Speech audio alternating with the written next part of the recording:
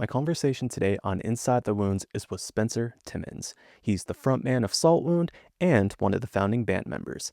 Today, we're talking about the inception of Saltwound, plans for future growth, and music's place in mental health. I'm Joaquin Rodriguez, and this is Inside the Wounds with Spencer Timmons. From what I understand, you are the founding member of Saltwound, is that correct?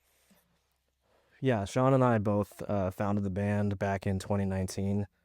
He was in another project. I was coming out of another project, and I had him filling in for me for a while on that one because we needed a second guitar player. And he and I kind of got talking and realized that we shared a lot of the same kind of tastes in terms of like the kind of music we were trying to create. And at the time, neither one of our bands were really hitting that itch for us. But Soulwound actually started as like a side project for him. Like he made it clear he was like, "This is not going to interfere at all." I'm like, "Yeah, dude, I don't care. I just want like an internet thing. Like I'm not trying to like do anything with this. I was kind of burned out. I didn't really want to do the whole band thing anyways. And then, oops. Like we Yeah. still to this day joke about it. We're like, "So this internet project's going pretty well, huh?" And I'm like, "Yeah, I guess." I don't know, man. Sharpton really likes his internet project, I guess. Like, Dude, hell yeah, it's man. kind of. Well, hey, at least that's... I was gonna Go say we ahead. just kind of fell ass backwards into it a little bit. So Well, dude, I mean, that's a great sign that you have something special. So, hell, man, that looks like sounds like a blessing, yeah, blessing in no, disguise. it's been great. Honestly, it's like none of us expected it, and I think that made it like a lot more, um, you know, like cherished by all of us. Like none of us expected this to do anything, or to go anywhere, or we went into it with absolutely zero expectations. So everything that's happened since has just been like, this is just awesome. We're like we set goals for ourselves, of course, but we don't like we were never on the thing of like, oh, this if this doesn't go here, if we don't get to this level, then we failed, or we didn't. Like there's no failing if we didn't really like anticipate anything happening. Everything that happens is just plus from that point. Totally. Yeah, absolutely. And you said something really interesting at the very beginning there. You said you were burnt out. What was happening behind the scenes that got you to that point?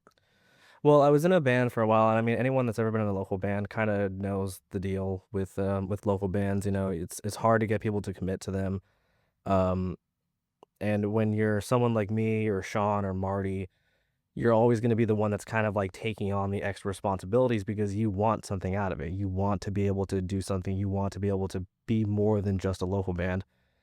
And the band that I was in at the time, like a lot of good dudes, and like nothing bad against them or anything, but they had their own lives going on.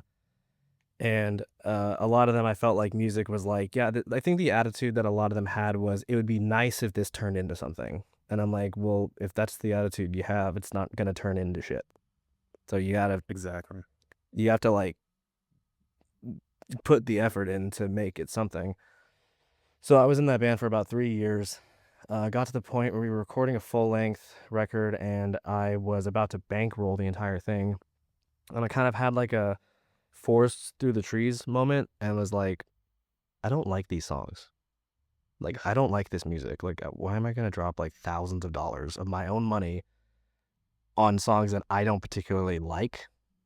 So I'm not going to do that. You know what I mean? And like, it wasn't like a personal thing with them. It just actually one of our songs is about my old bass player from that band who passed away a couple years ago. Um, Oh, so like there was nothing ever like bad with them. It was just like they had their own part. I think our drummer, she wanted to be like a doctor or something. So she okay. was like, and she was committed to that. She was committed to like, yeah, I got to be out of rehearsal by this time because I got to do, my college coursework and all this shit. And like that's good. Like you have drive, but the problem is you just don't have drive for the thing that I have drive for. So when you're in a band with people like that, you know, like all respect to them, it's not gonna vibe. It's not gonna work out. So Totally. after 3 years of that, I was like, dude, I don't want to do this band shit anymore. Like I want to have money. I want to have a social life. I don't want to have stress. And well, I have neither of those things. But at least now I feel good about myself. Now I like the music we're putting out. So that's a step in the right direction. Yeah, man. And I think that goes back to what we were talking about earlier. It's this shows that you were meant to do this, which shit, that's must be a beautiful feeling to see that that's coming to fruition with this now. Yeah, I mean, it's a really good feeling. I feel like I've always taken in somewhat of an issue with like like anyone's meant to do this or like anyone was born to do this. It's like I really wasn't born to do this. I didn't have a musical bone in my body. My family doesn't have very much music background. I think I have a few family members that like play the piano or something, and like that's well, Mhm. my stepfather now he's a pretty accomplished like pianist and composer and stuff, but I didn't grow up with him. Like my mom and him married when I was like 17, so um, I didn't really come from like a musical background. My whole family was sports, every sport Yeah. under the sun. Once one season ended, the next season started, and then the next season started. And I did all of them. I did basketball, I did baseball, t-ball. I did what else did I do? I did football, I did soccer. It's pretty bad at all of it. Football I was all right cuz I could hit people, but Yeah. it wasn't my thing. All the rest of my family too was like 6'3", 6'4", and my mom and my dad were the two shortest out of both of our families, so I kind of didn't really win the lottery on that one. So I'm like, yeah, I'm not. Sports aren't for me. They're not my thing. I'm not. I like watching football, and that's about it.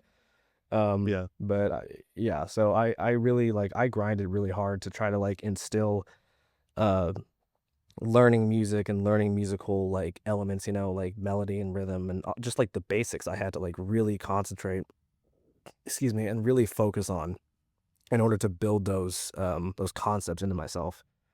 And that's why I've always told people, I'm like, dude, anybody can do this. Like, we're not special. We're not like, we're dudes. We're just dudes and one heavily tattooed woman. Like, we, uh, we're really not special just because we do this. We just work really hard. We work really, really hard at what we do because we want to do this. I know Sean had a lot of musical background. Like, I think he talked about with you, like his dad and everything. It was not me. It was absolutely not me at all. I had no musical background in my family really whatsoever. So it was all a long process of me building those like attributes with myself. Absolutely. Well, yeah, I mean, much respect, man. Respect to the grinds. That's makes me like y'all even more because I mean, shit. Thanks, The man. fact that you were just like nose to the fucking grindstone, just fucking crushed it, dude. Nothing but respect there. That's great. And that's actually a great segue to my next question for you here. I mean, how long were you grinding before you got to the point where you felt like you were no longer a local musician? I mean, I started playing music like kind of in and out of bands around the time that I was, I think, 12. 'Cause that's when I got my first bass, and I started on bass because the only band that I knew of in my town needed a bass player.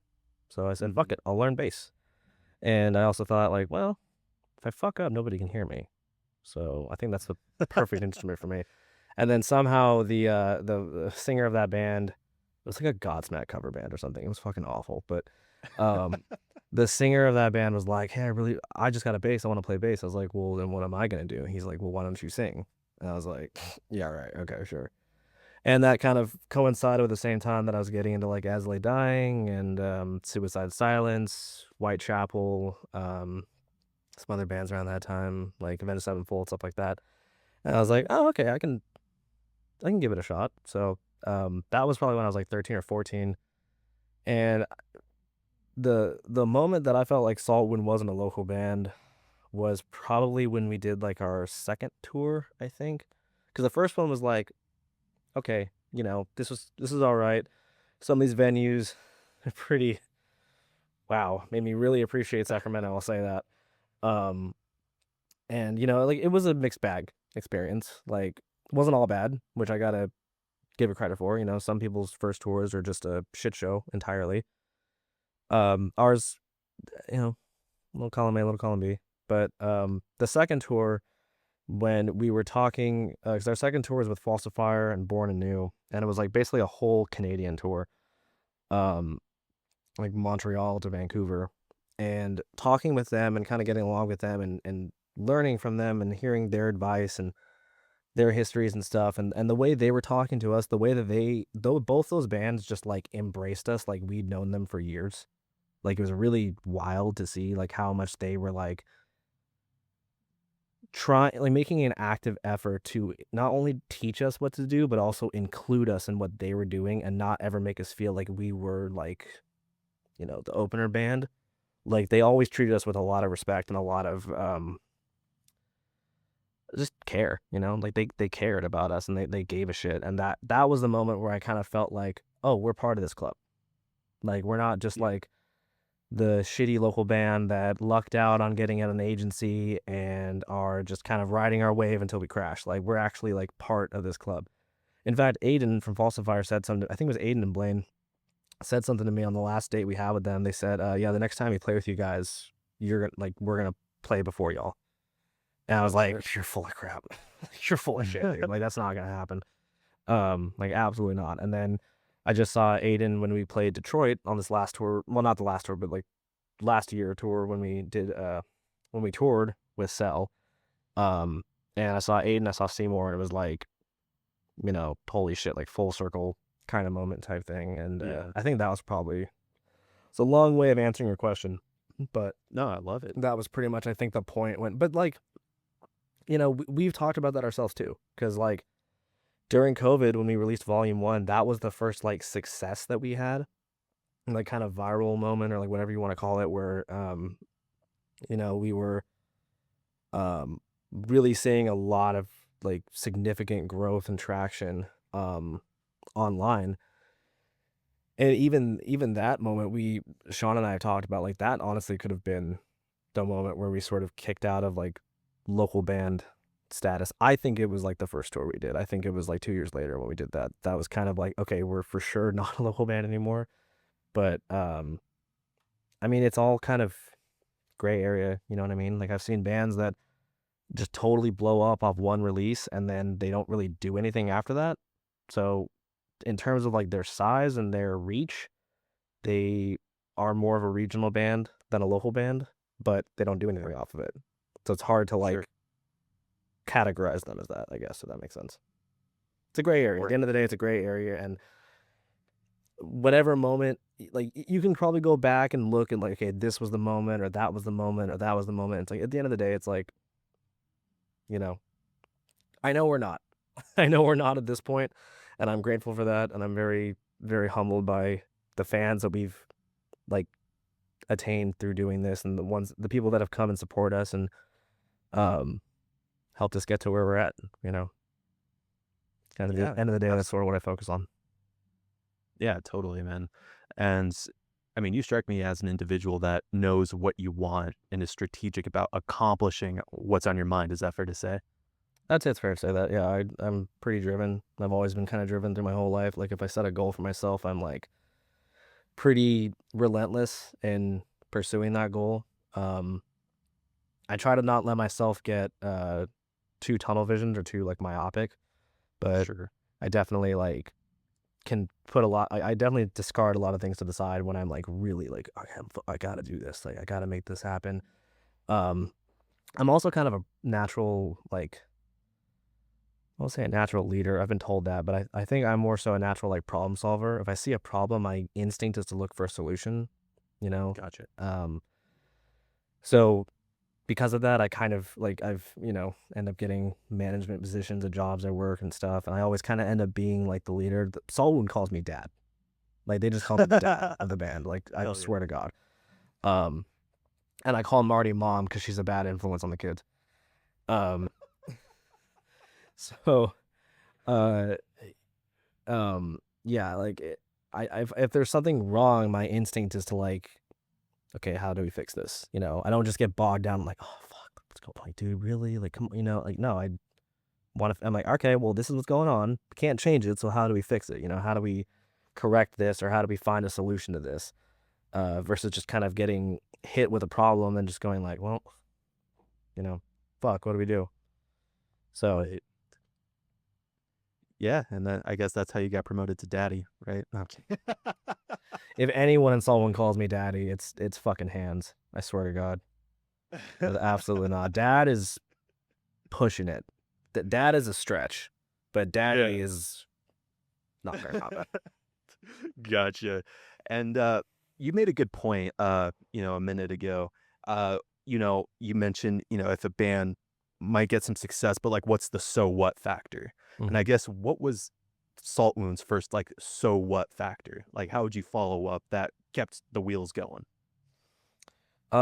So I mean, I guess a good example is COVID. Like, that was a problem that we immediately were like, okay, let's find a solution to this. Because a lot of other bands that were at our level in our area, or kind of, even above our level, they sort of took that as like, oh shit, we can't play shows anymore. So, that's it. Like, they just took that as like, that's all it is. And I was like, well, no, there's a lot of other stuff we can do as a band besides just play shows. So what else can we do? Looked at like doing the remote show things like people were doing for a while, like the live stream studio thing. And I was like, that shit looks lame as fuck. So I'm not going to do that. Like, no disrespect. Like, I saw bands do it and some bands did it really cool. But like the bands that did it really cool were the bands that had like a cool 30K to throw down, like a massive Yeah. production for a studio thing. Like Motionless when they did that whole like Creatures anniversary live stream or whatever, like that was sick. Like, that was really cool. But you know, there's a reason why that's cool. You know what I mean? Yeah. So we're like, yeah, we don't want to do that. Let's find something else. Um, and we were like kind of halfway into the recording process of volume one. So I was like, well, why don't we just buckle down and finish this? We're already kind of halfway through it. Let's just get it done. In fact, we tracked most of that EP ourselves because of just issues with the engineer that we were working with at the time. Like, nothing was his fault. It was just with COVID and stuff. It was kind of, Sure. how it was at that point. Like, he didn't want to go see anybody. You know what I mean? It was and he didn't want people coming into your house and shit like that. So, um, I think we tracked a good like, God, at least like 60 or 70% of that record just in this building in our home studio on, me or Sean's laptop. Um, and we were like, okay, so what else can we do besides that? Like, we'll get this done. Shoot some music videos. That's like merch. We have an online store. Why don't we lean into that and try to replicate the merch table experience? You know what I mean? Because that was something that people like missed at that time, and I think everyone's forgotten how much they missed that. Like, being able to go up to the merch table and talk to this band that you wanted to see for weeks, months, years, however long, and then walk away with something like tangible that you can hold in your hand and go like, yeah, this is from, you know, Saltwound or whoever. Um, so we committed to doing, in addition to releasing the music, we were releasing like, I think we did like a merch drop like almost every 3 months or something. And we kind of did it like clothing brand style where we'd put it up. Sometimes we'd leave it up for a while. Sometimes we'd take it down after so long and tell people like, hey, like, get it now because it's going to come down in a couple weeks or whatever. Um, and we, oh God, just totally lost my train of thought. But we did that, and I felt like that was doing really well for us. That kind of helped not only push the music out there more, but it helped just sort of get our name out there because we were kind of cross promoting. We're promoting the music and promoting the merch drops. Um, and we did really well in merch during that time. We were working with some bands for like PR and stuff, and they were telling us like, yeah, dude, we have like 1 million monthlies, and you guys are selling more merch than we are. So Shit. yeah, I mean, we were just pushing it as hard as we could and trying to appeal to that void, that COVID left, where it's like people don't get this like tangible experience. Like, we're all locked in our homes or, masked up at work and stuff, and people aren't getting to have that like face to face tangible interaction with you. So not only do as many like, lives and interviews and stuff like you can, so that people feel like they're getting sort of a chance to talk to you, but also like give them something that they can order that they can physically hold in their hand and have like a tangible um the way of supporting, your band. So it's like the Absolutely. closest thing you get to like going to see your band live at that point. Yeah. That's totally fair. Yeah, and at this point, what do you think you need to do in order to get Saltwound to the next level? Well, honestly, touring, like, it's the one thing that Saltwound is always kind of like grinded really hard to try to do is just tour as much as we possibly can without just touring for the sake of touring. Sure. Because we've done tours where we were just like, we don't have anything around this time and we just need to fill empty space on the calendar. Those never tend to do that well, honestly. People, there's so many bands out nowadays that people are so selective with the music they listen to, the shows they go to. Like there's some markets and stuff where people will just go to a show because there's a show happening. Sure. There's a place just north of us, Nevada City. It's like an hour and a half, about 2 hours north of Sacramento. There's nothing there. Okay, like there's trees and some houses. That's what's there. So there's a brewery that does shows every now and then, and we played one show there. We've never played there before, and it was like sold out. It was front to back, packed with people, Yeah. and a lot of them were like high school or like kind of on the younger end of 20s kids. But it's because like they just have nothing going on. They have nothing to do there, so they see a show. They don't have any fucking idea who Saltwound is. They just want to go see a show. So those are kind of rarities nowadays. Like most places like have, there's stuff going on all the time. There's touring, especially A markets, there's touring acts coming through constantly, sometimes like every other night. I mean, Paleface and Whitechapel just like crisscrossed each other here in Sacramento. Like this weekend, like Whitechapel played on Friday and Paleface played Sunday. So when you have like that many tours back to back coming through, people are really selective. So you kind of have to really Yeah. build out these like really solid tour lineups in order to get people interested. So it's really just about getting in front of the right people, I think, at this point. Where I think we've gotten a pretty good amount of like industry support, like between Sharptone, Bleeding Through, Jose Megan from Sirius XM, like heavily fucks with us, and he puts us up on his on Octane and everything, which we're super grateful for. Like, I think the behind the scenes like industry part of it, like we've sort of established ourselves as like, okay, you know, we've earned our stripes. We've cut our teeth. We're doing this. Right now, I think it's more about like trying to pick our tour targets a little bit and trying to get ourselves in front of like more everyday people. Just more eyes on the product, essentially. Yeah, totally. And to piggyback on what you said, in my mind, I think the skill, the caliber of the music is already fucking phenomenal. And as I Yeah. told Sean, you all are my favorite bands, from this new wave of metal bands that have hit the scene in the past 5 years. Well, thank you, man. I Um, really appreciate that. yeah, man. Well, thank you. And yeah, dude. And in your minds, what does it mean to make it? I mean, that's kind of goes back to like when were we when were we not a local band? You know what I mean? There's Yeah, probably instances I can look back to like, hey, we signed a Sharptone, like that's making it.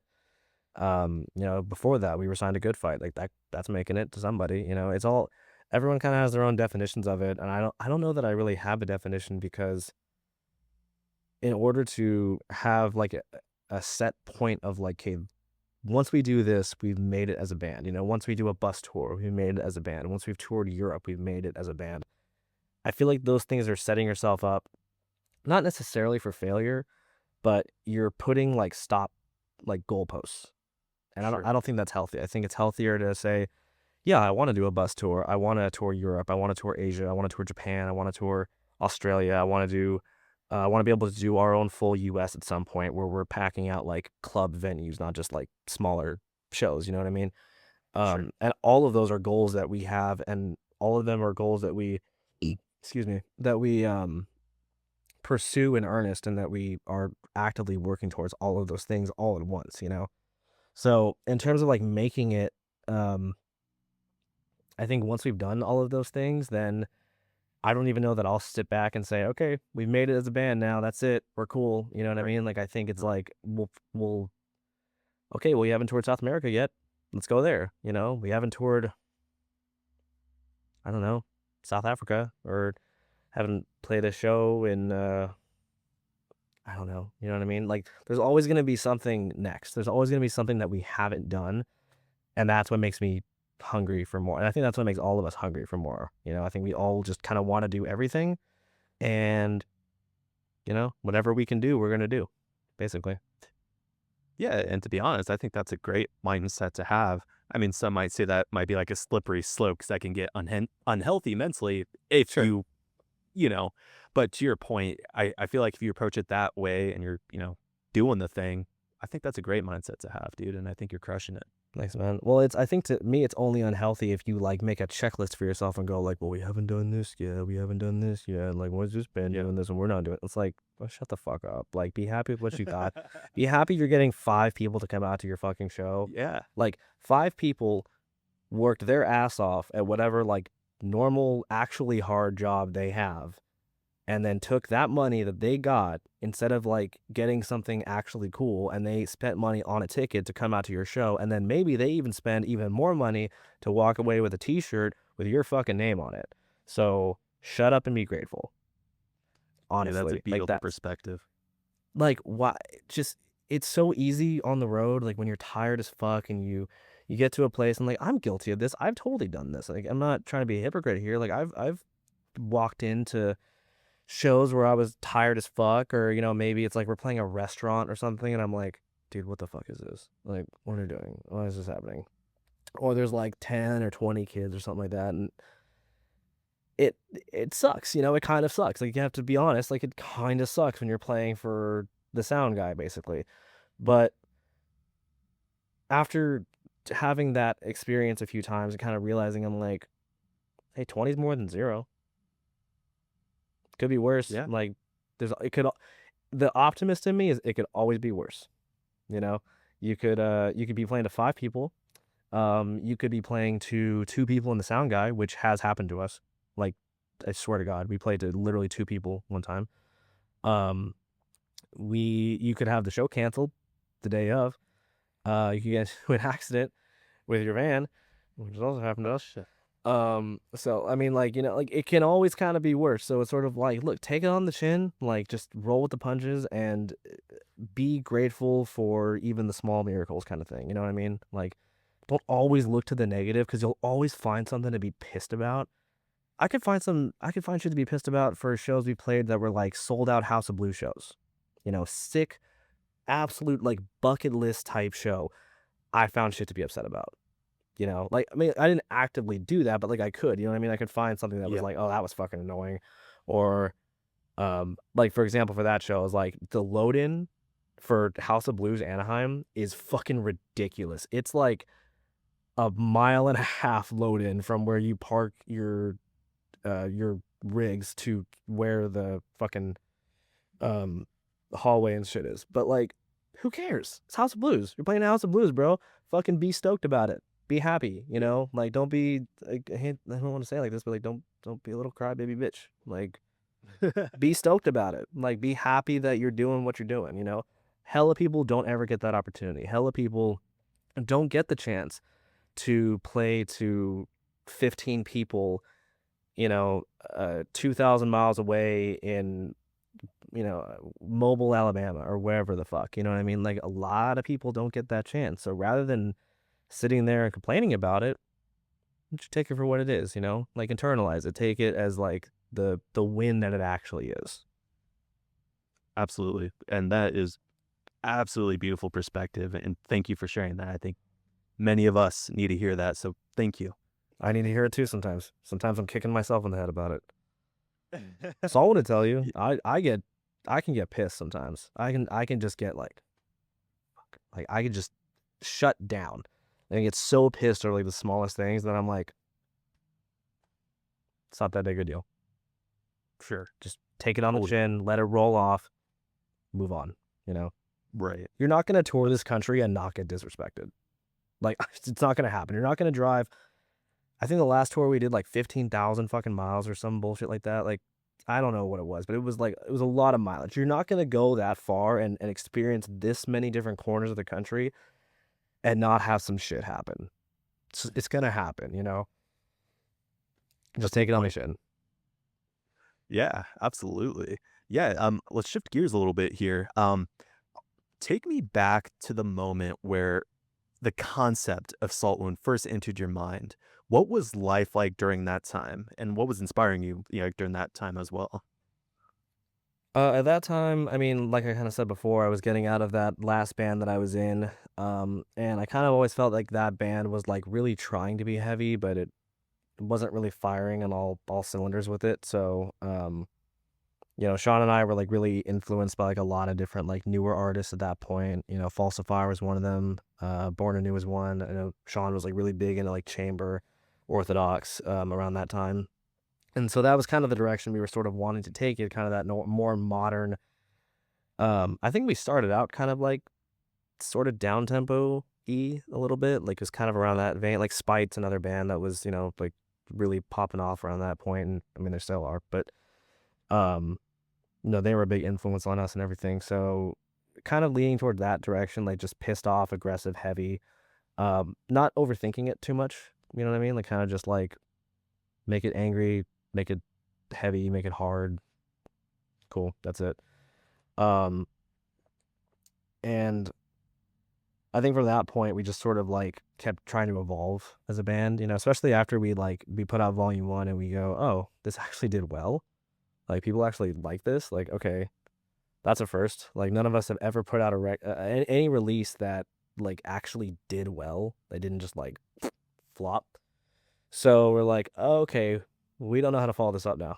Like we have no idea how to write something to follow something up that like actually did well. So um yeah, it was a process for sure. It was always a learning process. But I mean at like the time, shit, volume 1, we wrote that shit on a Tascam in Sean's garage.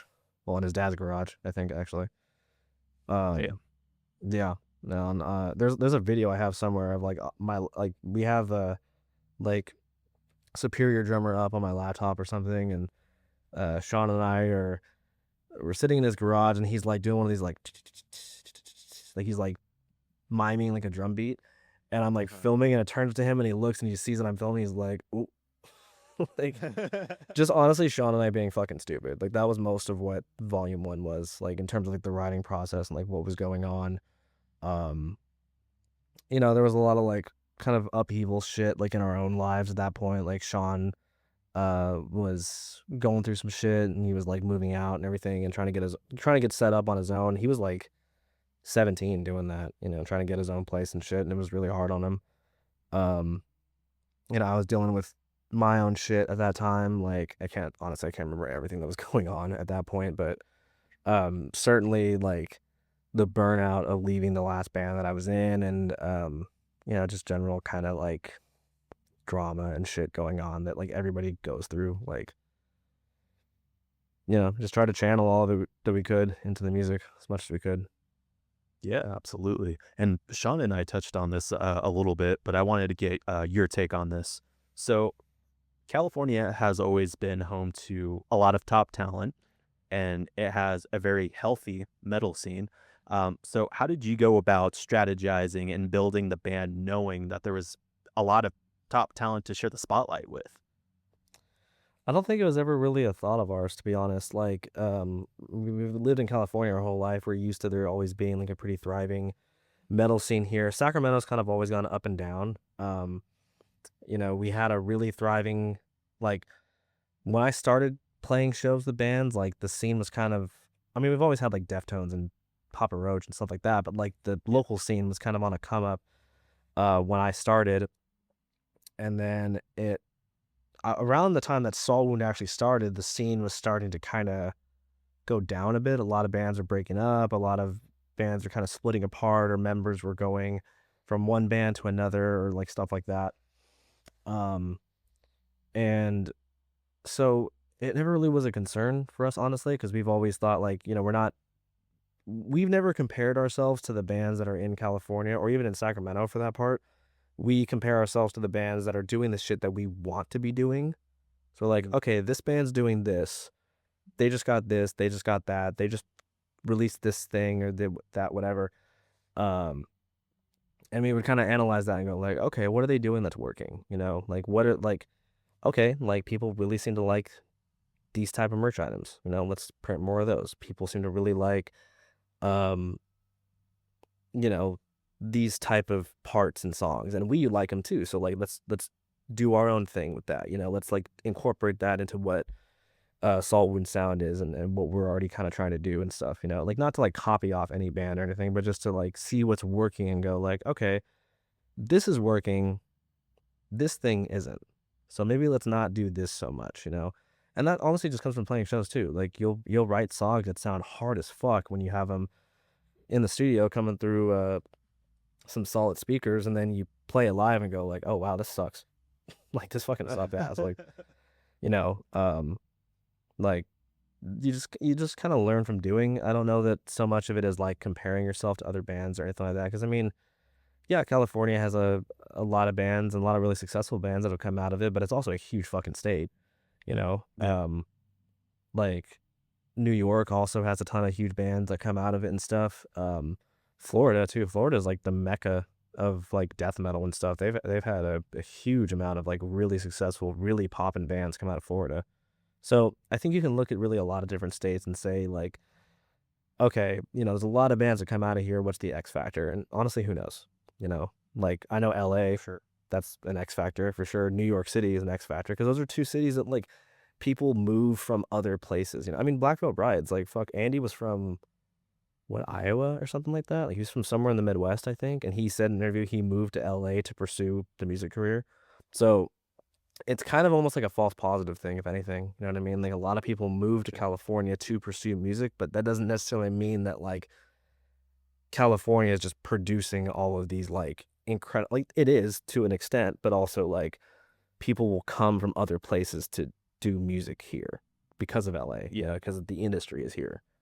Um, which nowadays, you know, wouldn't be my choice to do that personally.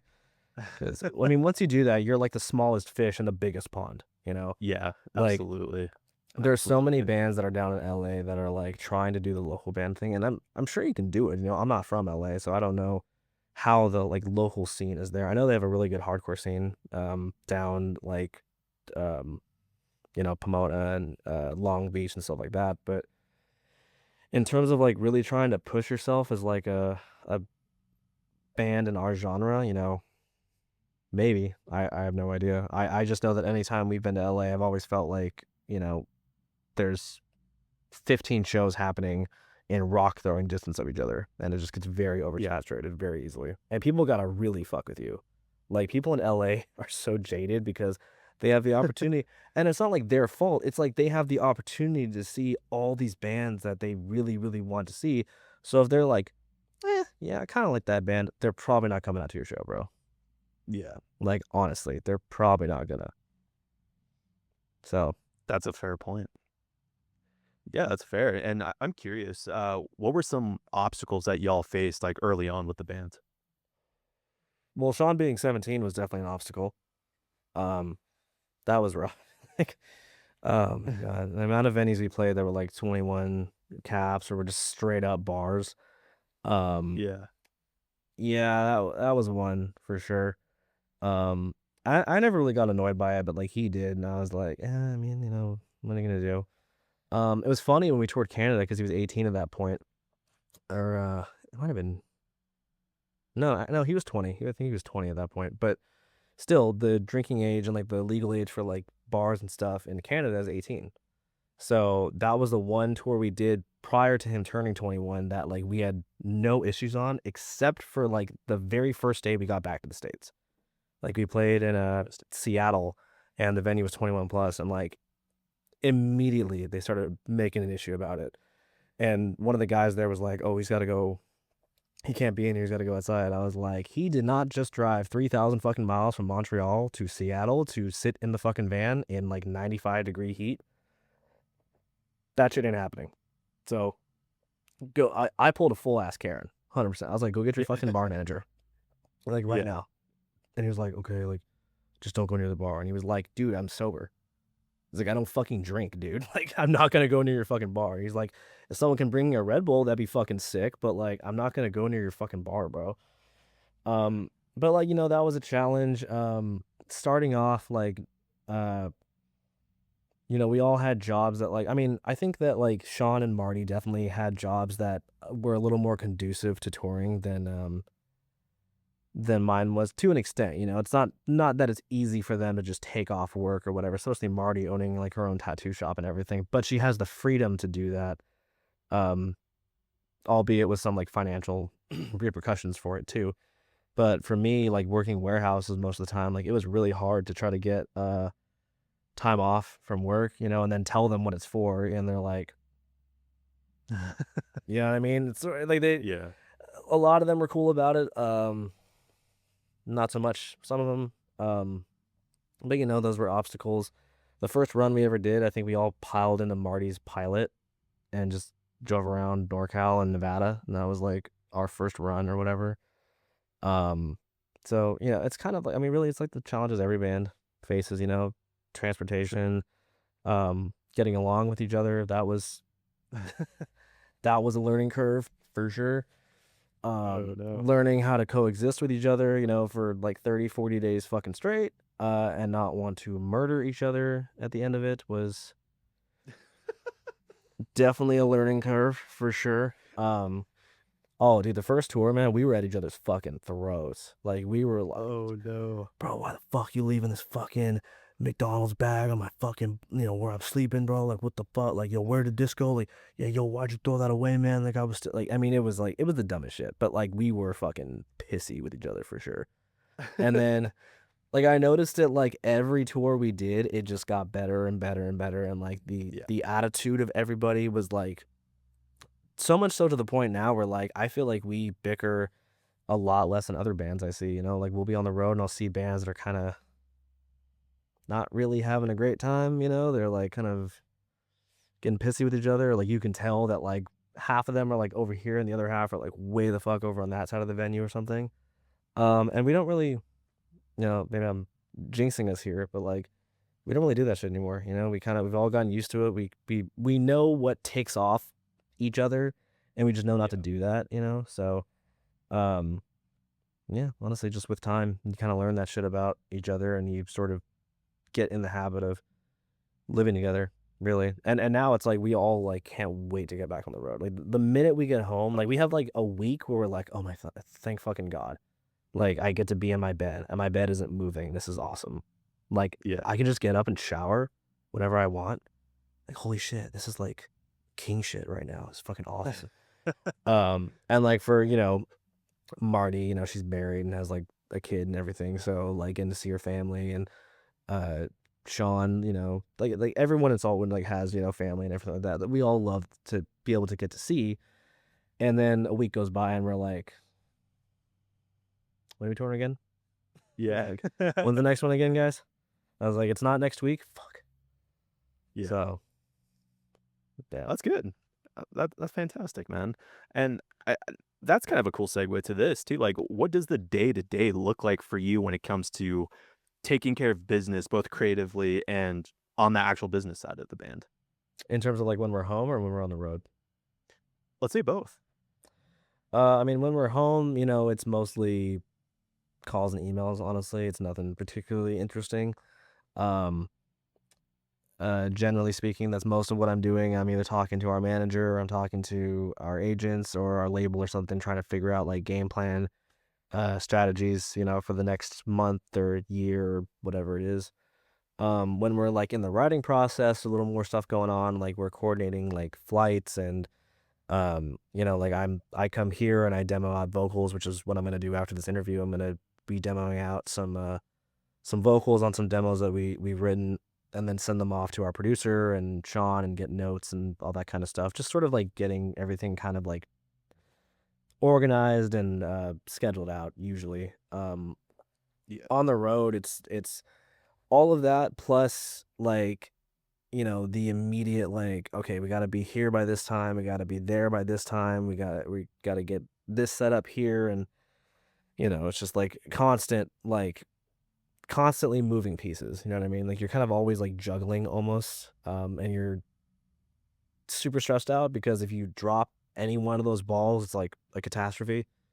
Yeah. Um, but thankfully, having you know the team that we have, like not just around Saltwound, but in Saltwound, you know itself, like everybody pulls their weight. Everybody is always willing to take stuff on, you know, if like one of us is getting like overwhelmed with something or needs help with something. So you're never like really, I never feel alone in it. You know what I mean? I always feel like I can depend on Awesome. Sean or Marty or Sam to like pick something up if I need to drop something off. Um, so, you know, that's always very very helpful. But yeah, it's really just a lot of organizing. Honestly, once you get to the point the Saltwound is at, it just becomes a lot of phone calls and emails and um, okay, are we doing this? Okay, no, this didn't go through. Okay, are we doing this thing? Okay, yeah, that's going through. So we gotta block off this month to this month, and we're doing this. It's just keeping track of everything is like it's like a big spider web in front of you, and you're trying to like pinpoint everything together, and then you try to make shit line up with each other, and that's where it gets like really fun. Yeah, totally. Like, okay, we have a tour coming around this time, so we have music that's ready to release. Like, we got to release it around here, and then that. It's just kind of like being the catch all sometimes. You know what I mean? Like trying to Yeah. like make sure everything is sort of serving the other thing. I guess if that is like the best way for me to say it. I mean, shit, pretty much going dad mode, referencing the previous conversation. Can't fucking escape it, man. I cannot escape it, no matter what. That's Like, there's a reason they don't just call me it for no reason. Like, I mean, right. it's apt for sure. I may not like it, but it's apt. And hey, man, we spent a good amount of time talking about the grind, but how good of a job do you think you are at making sure you're taking the time to pause and check on yourself, making sure you're doing well, both like mentally and physically? Oh, I'm fucking horrible at it. I'm absolutely terrible at it. I will fully admit that. Um yeah, I mean no, like I try to I've gotten better at it over the years. I try to take days to myself. Like if anything, when there's like a lot going on, I'll try to combine all of it into like a super busy day so that like either the day before or the day after I have very little to do and I can just take that Yeah. day to like recharge and um kind of take time to myself and sort of like ghost mode everybody and I like don't have to be like plugged in essentially. But it's like I mean, I'd say it's a full-time job, but it's way more than that. It's way more than a full-time job. You are uh, always on call. You always got to be kind of ready for I mean, shit that happens last minute. Like perfect example, fucking Cane Hill. We got hit up by them I think with like it was less than 24 hours to the show they were playing. But Mugshot and Fox Lake had to drop off because of van problems. So Elijah called me and was like, "Hey, do you guys want to play a show tomorrow?" And I was like, "What?" I'm in bed right now, dog. Like, what the fuck? So, yeah, I was like super last minute, and I was like, "Hey, can we do this?" And everyone was like, "Yeah, fuck it, we can make it work." So just last minute, you know, played a show, Yeah. with Cane Hill and shit. It was like super fucking cool, super awesome. But like shit like that will just come up out of nowhere. You know what I mean? It's a lot of like, I mean, really the band thing. The best way to describe being in a band is like hurry up and wait. You know, Sure. you hurry up and you okay. We got to record this record. We gotta write it. We gotta record it. Gotta produce it. Gotta mix it, master it, all this shit. Send it off to the label. Okay, now we're waiting for it to release. We're just sitting there, hands folded, waiting for it to come out finally and stuff like that. You're on tour. Okay, we gotta like everyone shower, do the laundry. We gotta be at the venue by this time. Whatever. Show up there, and we're sitting there for an hour waiting for the promoter to get there, or waiting to load in, or sound check, or whatever it is. Just kind of you get really good at sitting on your hands and just kind of waiting. You know what I mean? Yeah. Um, because it's like it's everything you have to do is like so urgent. Like it all has to be done like right away. But then it doesn't always happen instantly. After you've done all the things you have to do, it's like passing it off to the next chain and the next link in the chain. You know what I mean? Sure. Um, so you have to have patience, but you also have to have like a sense of urgency with it. Like you can't just like keep putting shit off because the more you put it off, the more it gets stuck at that point, and then it never gets to the next point to be worked on more or you know get get to the next step in the process essentially. Gotcha. Yeah, that makes sense. And going, I guess, just to focus a little bit on the mental health side of things, has there been any songs that have felt relieving to finish due to emotions tied to like the lyrics specifically? Oh yeah, I mean there's been a few like the Shadows Remain, that was one I mentioned earlier about I referenced it earlier, my old bass player that passed away very suddenly in a car accident. So getting those out, um was very therapeutic.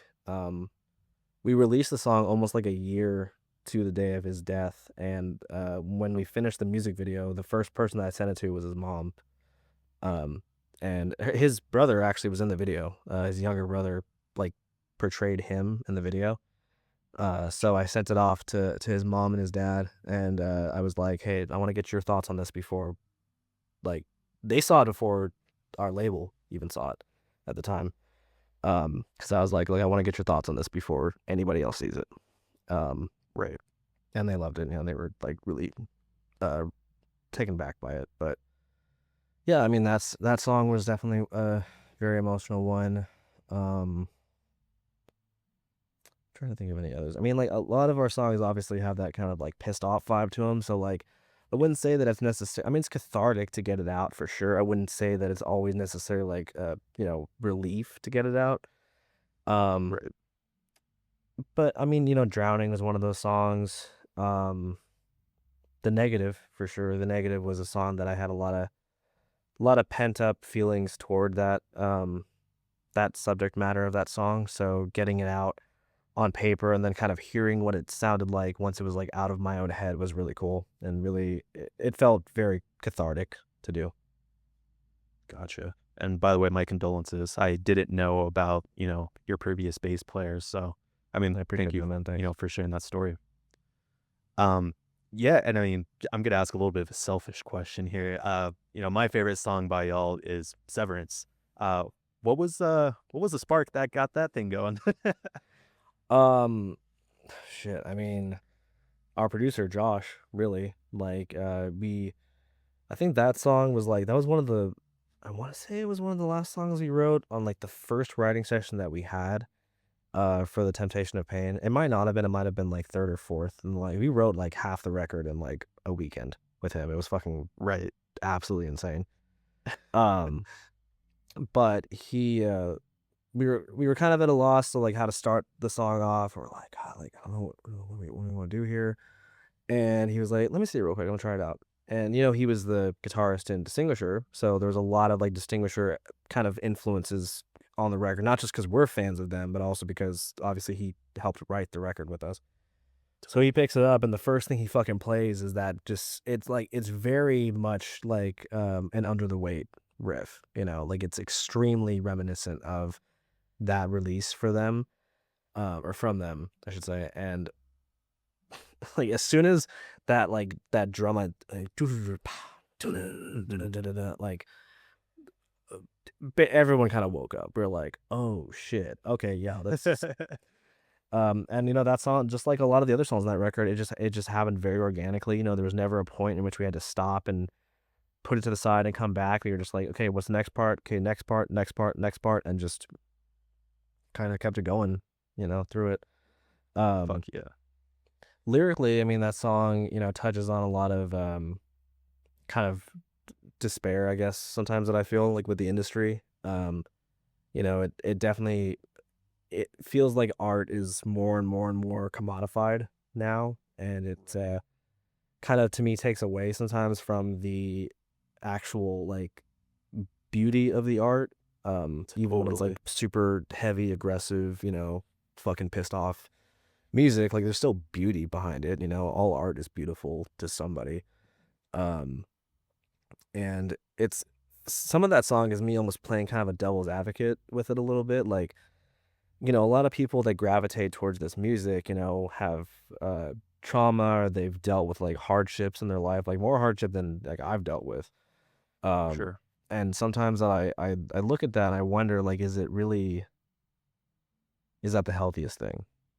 Like, not to say that like people shouldn't listen to like heavy music, obviously, or that heavy music isn't a good outlet for people to express these emotions and everything, but like to me it should be paired with other things, you know? Sure. Like you shouldn't rely on music to be the only thing that gets you through tough times, or um maybe mental health struggles, or whatever the situation is. Like you should do your best to look for other outlets besides just that, because when that's the case, when music is like the only thing that is maybe helping you through like a dark time or something, And then you have all these record labels and bands kind of like pushing it, like, hey, listen to this song, listen to this song, listen to this song, listen to this song. It kind of starts to make you feel like a alcohol salesman a little bit. You know what I mean? Like it starts to make you kind of feel like you're like pushing cigarettes on kids. You're like, hey, you're stressed out. This will help you. This will make you feel less stressed. Spoiler alert, it doesn't. But it's like that kind of thing. And then I don't want to compare music to that because obviously there's a huge difference between like writing heavy music and pushing cigarettes on kids. But but my point is that there's an argument there. You know what I mean? Like there's an Sure. argument to be made is like, okay, how healthy is this? Like, is this actually, are you using this as an outlet for your emotions, or is this fueling your emotions? Like we've all been there. We've all put on a sad song because we were sad. Did it make us feel better? No, it made us more fucking sad because we put a sad song on to cope with feelings of sadness, and that just makes us more fucking sad because we're now we're sad listening to somebody else be sad, and it compounds it. You know what I mean? Um, so like again, I'm not saying it's a bad thing, but it's something that it's like, hey, this is an interesting subject to talk about, and it's something that I think people should be aware of, if anything. You know what I mean? Like the self-awareness factor is important to me. Regardless Yeah. of whether it's healthy, regardless of whether it isn't healthy, it's just important to be aware of those kind of things. And um, you know, the song is really more of like it's more of a what's the word? Like an indictment against like the industry itself of like pushing this as like, you know, I don't know. It's the way I look at like, companies like Hot Topic and stuff. You know what I mean? Like any company that like tries to take like the alternative culture and commodify it and sell it back to Yeah. the audience is like there's some like there's some inherent harm that has to come from that. You know what I mean? Like, Sure.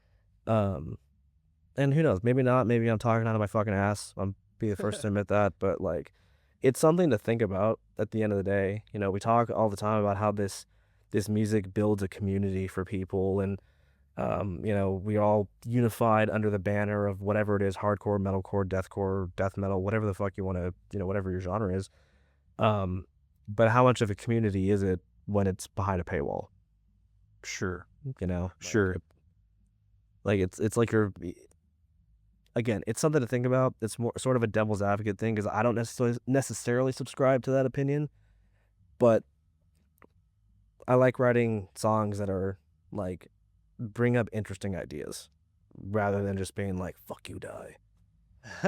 Like I've heard so many songs about fucking like cutting people's heads off or just beating the fucking living piss out of people, and I'm guilty. I've written Sure. lyrics like that too. Sometimes I want to beat the shit out of somebody, so I want to write a fucking song about it.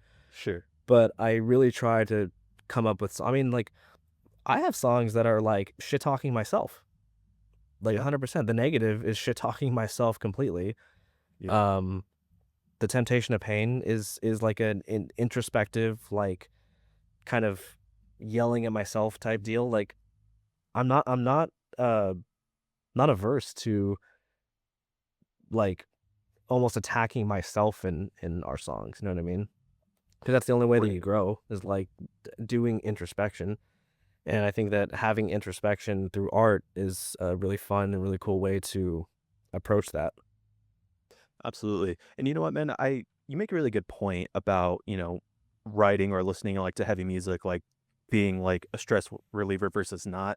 I mean, obviously, like we're not speaking for everybody by any means, right? No. But like for me personally, I mean, as an artist, as a guitar player, vocalist, and all that stuff, like yeah, to your point, it feels fantastic to be able like to use a lot of the inspirations that's going on in here and to get it use that as a paintbrush, right? To get it on paper, so to speak. Like that's a beautiful thing. That feels great.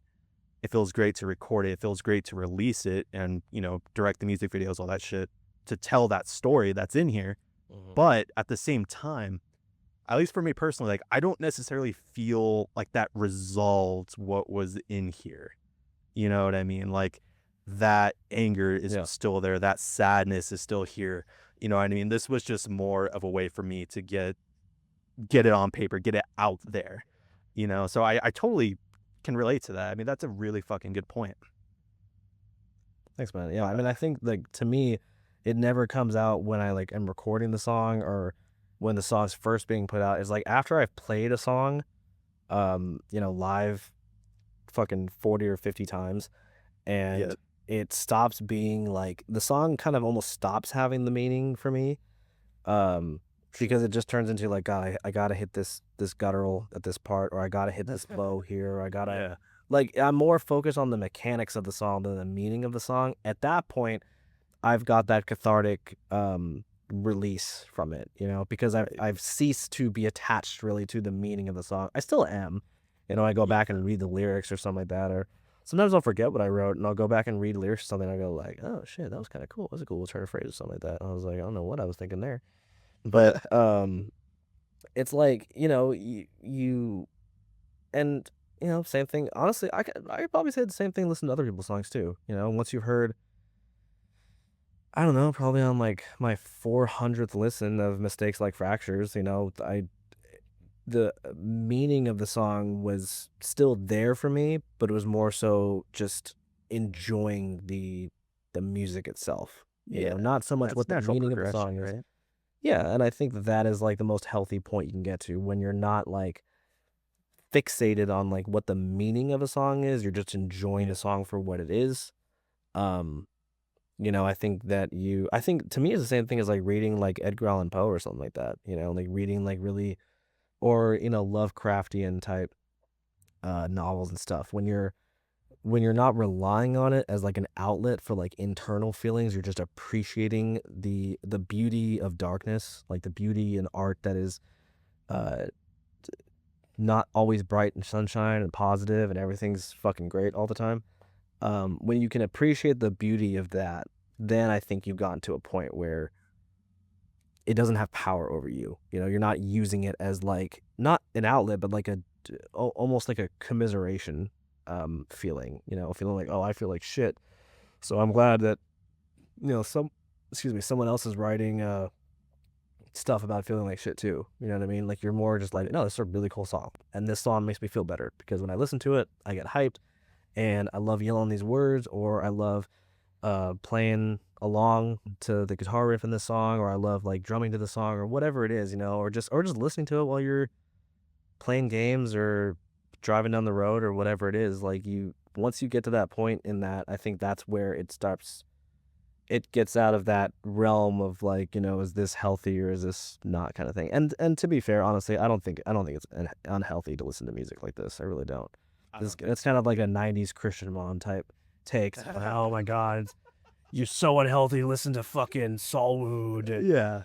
Cannibal Corpse and Slayer and all that. It's like that's not what I'm saying at all. It's more so I Cool. think that the commodification of it is unhealthy, and I think it's as unhealthy for the fans as it is for the artists too.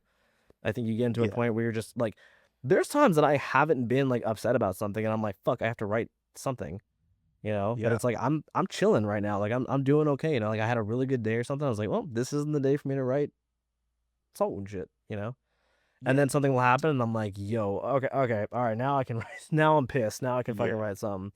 Um, but like, you see bands that write, especially bands that write stuff that, and I'm not shitting on anybody when I say this, but when I see lyricists that like all their lyrics are just, um, like just as violent shit as you can possibly Yeah. write, like that's cool. Like that's thick, whatever, you know what I mean? And like a lot of those artists, I know they kind of get inspiration from like horror movies and stuff like that. And I think that's fucking sick.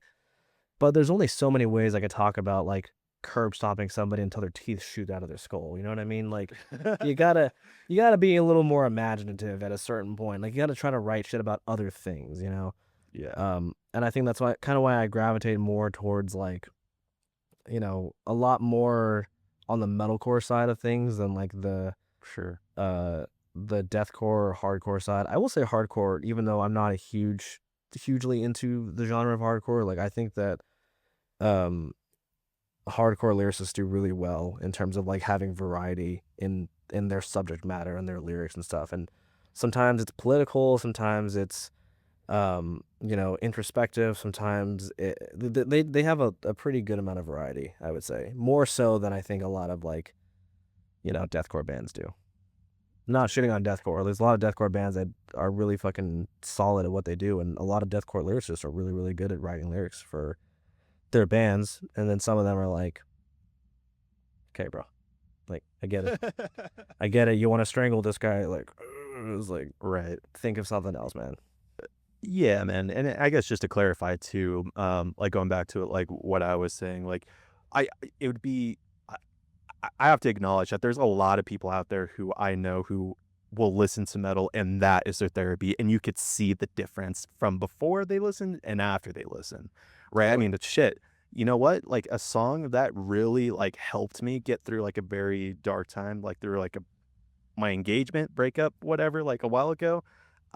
Fucking Paleface. I don't know why the name of the song slipped in my mind. Damn it. Shit. But anyway, like there was a song that they wrote that totally turned I don't want to be super like even try to exaggerate it, but like it kind of turned my life around. It was kind of that thing that lit the fire in me. It's like, holy shit, Yeah. I'm back. Like, well, at least getting back. That was the beginning of getting back. And that was, oh my God, dude. Like I guess all that to say that there is truth to that being therapeutic 100%. Like, even though, like, for me as an artist, like me doing the thing doesn't relieve it, but consuming it for me does, you know? Yeah. No, I totally agree. And there's songs like that for me too, you know. And I said, like, I'm not indicting that. Like, I don't want to say Right. that that's like a bad thing. It's just something to think Right. about, and it's something to it's something to be aware about more than it's something to change. You know what I Right. mean? Like, just be aware of it is all I think is healthy.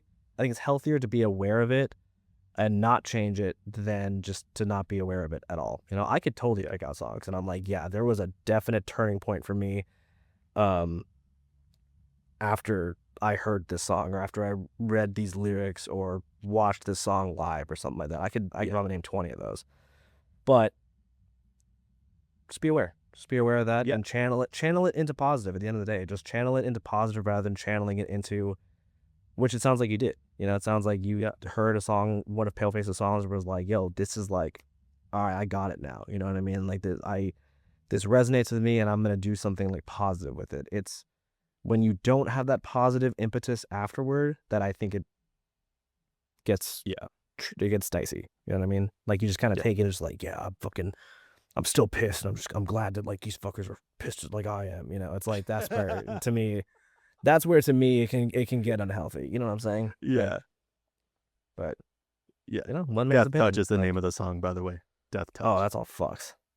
That's all fucks, dude. I just saw them fucking 2 nights ago, and they crushed it like always fucking kill it. Fuck yeah.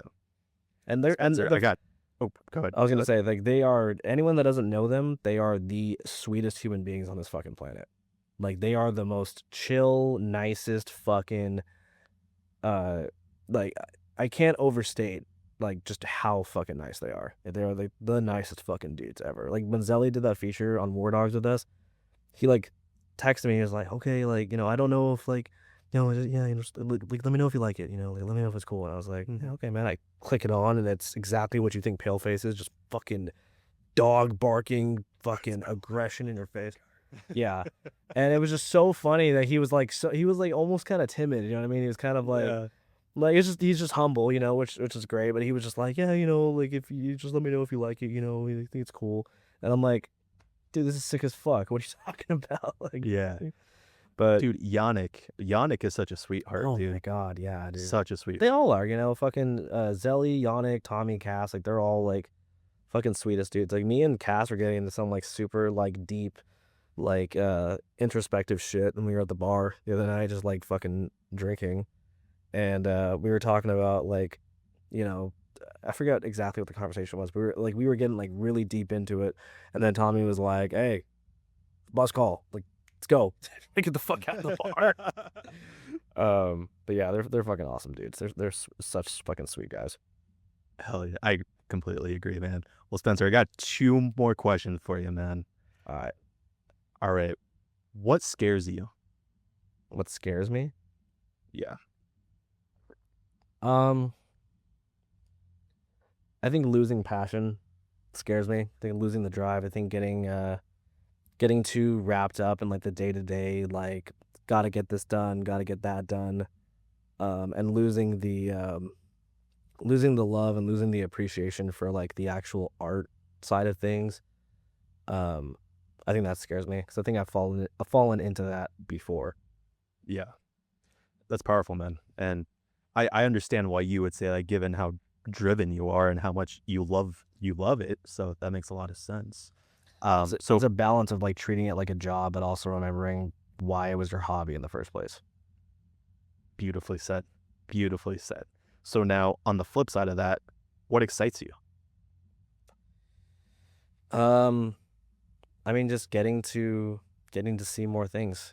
Like the I love being on tour. I love being on the road. I love meeting new people that you know, like not just people that like Saltwound, but just meeting new people in general, seeing how other people live in different parts of the country and have different like come from all kinds of different walks of life and um I talk to members of my family and it's funny when they tell me they're like, dude, you're really like mature like your age or whatever, and it's like I kind of always have been like that to like an extent, Same. but you know I've noticed it with Sean and Marty too. Over the years we've been doing this, like I've noticed growth in them, and I really do attribute that to us being on the road and having all these experiences that like you don't get to have when you just kind of live in your hometown your whole life. Like you don't get to see these things like